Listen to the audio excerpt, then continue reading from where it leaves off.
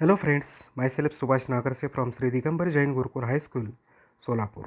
I shall welcome to all of you in this session of 9th Standard Science and Technology Part 1st. The topic is Laws of Motion Part 7.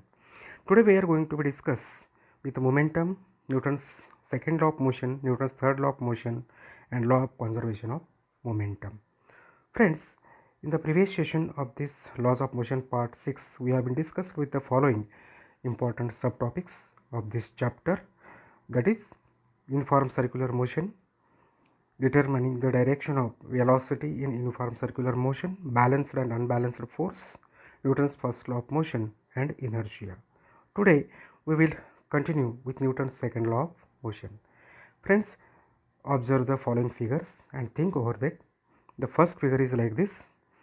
Here mass 400 gram, force applied.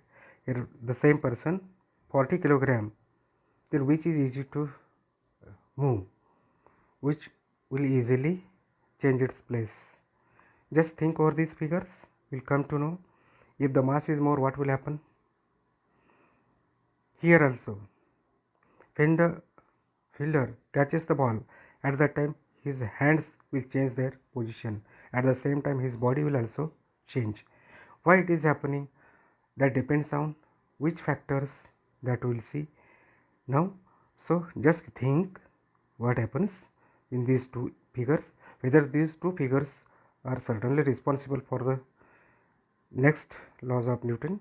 So momentum, what happens here? The effect of the object striking another object depends on the mass of the former object and its velocity. In the previous two figures you have saw, one was 400 kg, second was 40 kg, and at the time fielders the velocity. What happened to that? So this means that the effect of the force depends on the property related to both mass and velocity of the striking object. So this phenomena is termed as the momentum by Newton. So momentum is nothing but the product of mass and velocity of an object. An object with mass m and velocity v is in a motion, then the momentum p is given by momentum is equal to mass into velocity, or you can say p is equal to m into v. This formula is very important while solving the problems. In SI system, the unit of momentum is kg meter per second, while in CG system it is gram per centimeter second. Friends, what is the Newton's second law of motion? Whether it could be related with the momentum, we'll just see. See, the laws can be stated. The rate of change of momentum is directly proportional to the applied force, and the change of momentum occurs in the direction of the force. So friends, we'll consider the example. If you use the same force to push a truck and a car, the car will have more acceleration than the truck because the car has less mass, whereas truck has more mass. Suppose two people are walking, and among the two people, if one is heavier than the other, then the one weighing heavier will walk slowly or little bit slower because the acceleration of the person weighing lighter is greater. Naturally, since his mass is less, he is weighing lesser. So let us derive the Newton's second law of motion. Mathematical expression we will consider now. Suppose an object of mass m has an initial velocity u. When a force F is applied in the direction of the velocity for time t, its velocity becomes v. Therefore, the initial momentum of the object is m into u, that is initial velocity into its mass. Its final momentum after time t will be m into v. Mass is the mass of the object is m and final velocity is v.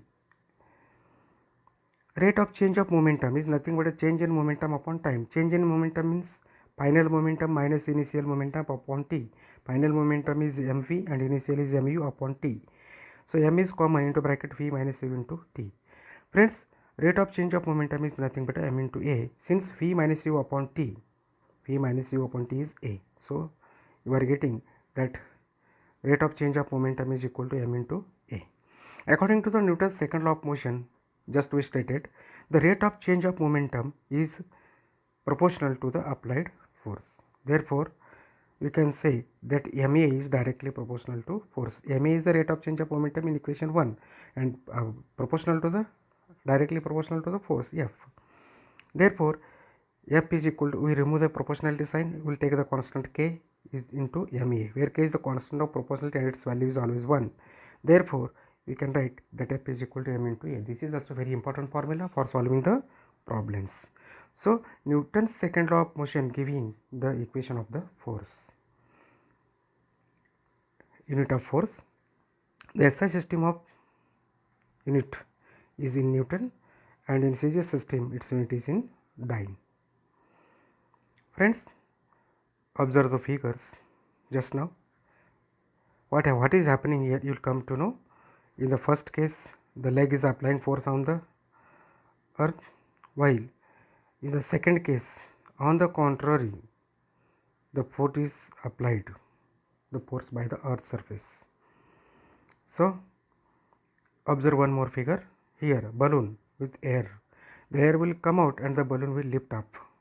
Action, air rushes down, whereas reaction will be the balloon going is up. One more figure you can see here. Here, what happens that this person is paddling the water. The paddle goes back, whereas the ship is going forward. So, can you think how it is happening? What are the reasons? Let us see. Newton's third law of motion. However, in nature, force cannot act alone. Force is a reciprocal action between two objects. Forces are always applied in pairs. When one object applies a force on another object, the latter object, that is another, also simultaneously applies a force on the former object.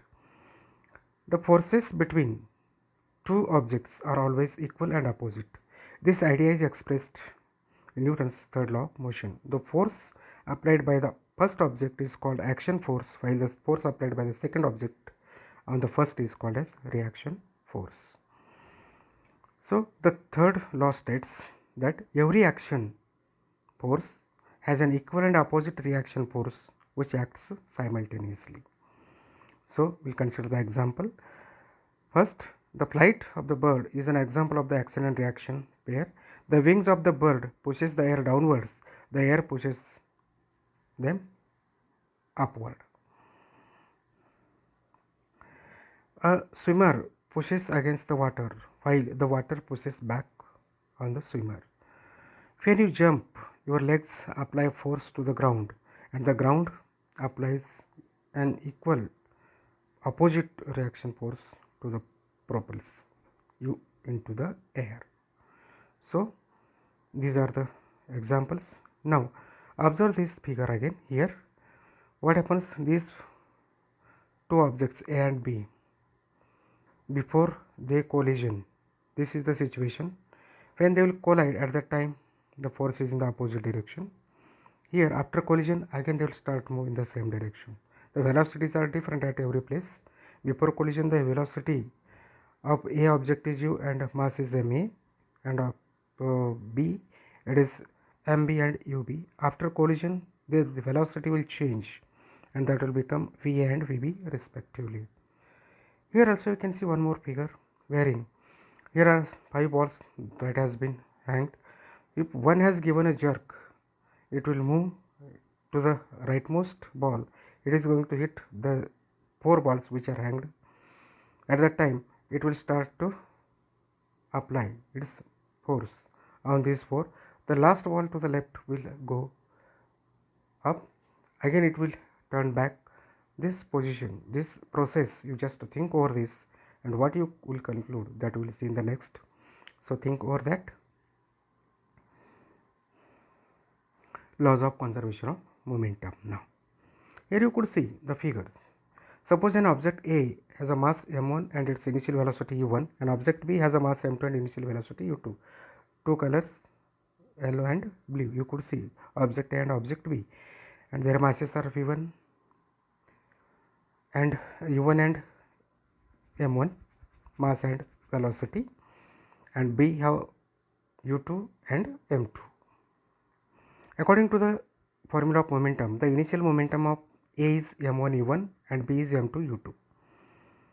Suppose these two objects collide at the time the force on A due to B F1, this force will cause acceleration to A and its velocity will be changed now it v1. So momentum of A after collision is m1 v1. According to Newton's third law of motion, A also exerts an equal opposite force on B, but in this opposite direction. This will cause a change in the momentum of B. Its velocity after collision will become v2. Therefore, the momentum of B after collision is m2 v2.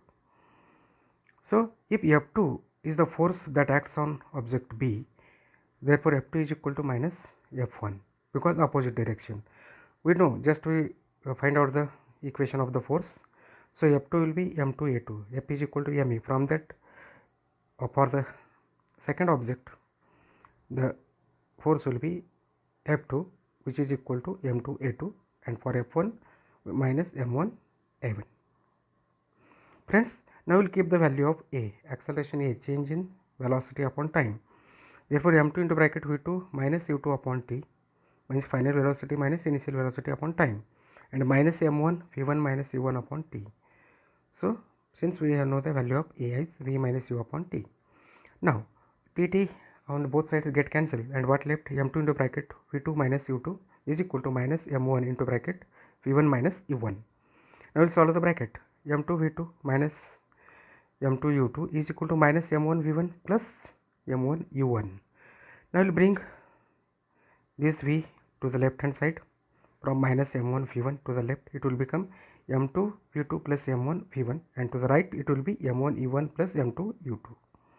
So, the magnitude here will be the of total final momentum, and to the right hand side the magnitude of total initial momentum. To the left it is final momentum after collision situation, and to the right hand side it is before collision, that is the initial momentum. Therefore, if no external force is acting on two objects, then their total initial momentum is equal to their total final momentum. So, the law can be stated like that: when no external force acts on two interacting objects, when no external force acts on two interacting objects, their total momentum remains constant, it does not change. So friends, let us consider the example. When a bullet is fired from a gun, the recoil of the gun can be explained on the basis of the law of conservation of momentum. When a heavy nucleus at rest disintegrates into two smaller nuclei, the products move in opposite directions obeying the law of conservation of momentum. Third one, the motion of rockets is obeyed by the law of conservation of momentum. So friends, I think till now what we have been discussed is momentum, then Newton's second law of motion, derivation of Newton's second law of motion, Newton's third law of motion, laws of conservation of momentum. So prepare all these properly, go through once again. Friends, you may try for these questions. Define momentum, give its mathematical form, write its SI unit. State Newton's second law of motion, give two examples. Prove that F is equal to m into A. State Newton's third law of motion, give two examples.